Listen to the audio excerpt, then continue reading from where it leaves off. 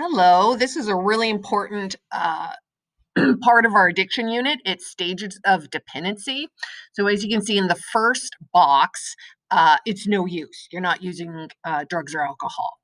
Second box, stage one, and this is where you're going to start typing these things of what I'm talking about. And it's usually unplanned. We would call this an experiment.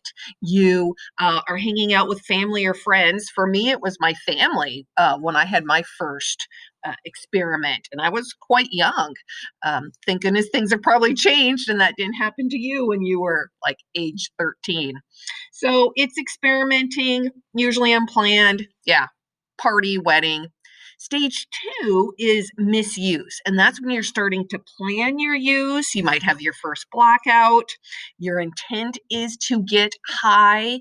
If you're going to hang out with your friends, that's the intent is to get high. And it can be also where denial starts, secrecy, lying.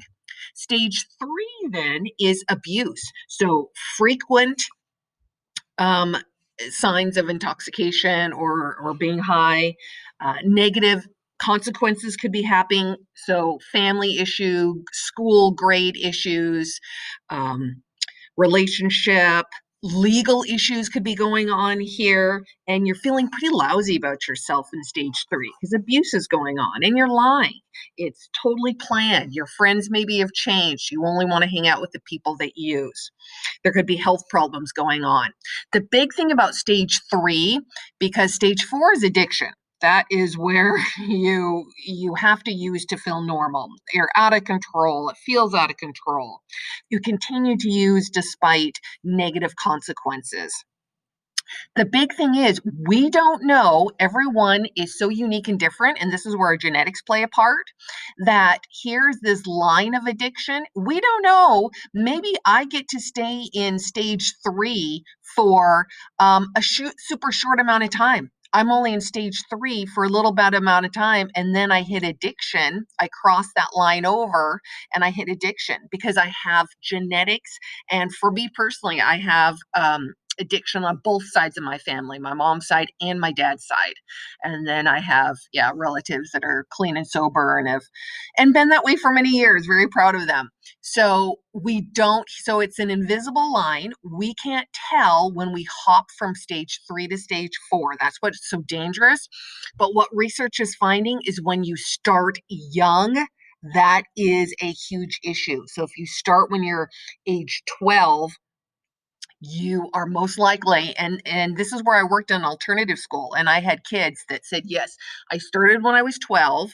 They were down here under stage one of experiment misuse. They were a full-blown addict by age 13, and then they were in rehab by age 14. And that is crazy to me that it happens that quickly. But when you start young, you're not in stage three very long before your body can't handle it. So your liver's not developed. Yeah, everything is so underdeveloped that when, say, for example, alcohols hit your system, the liver is what filters it for all of us, the alcohol. But with an underdeveloped liver, it's just hitting the bloodstream and then hitting your brain so much quicker than if you started drinking when you were, 19 versus 12.